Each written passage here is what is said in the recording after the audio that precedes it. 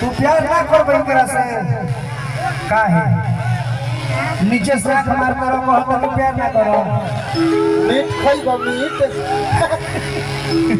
meat खाइबो अच्छा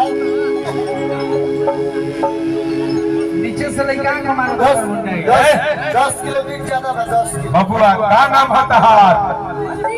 सावन खत्म साफ साफ बोला का नाम हो बाबूजी के अच्छा गुप्ता जी के बेटा हो गुप्ता जी के बेटा हिसाब किताब चुकता करेले हां बेटा यह बेटा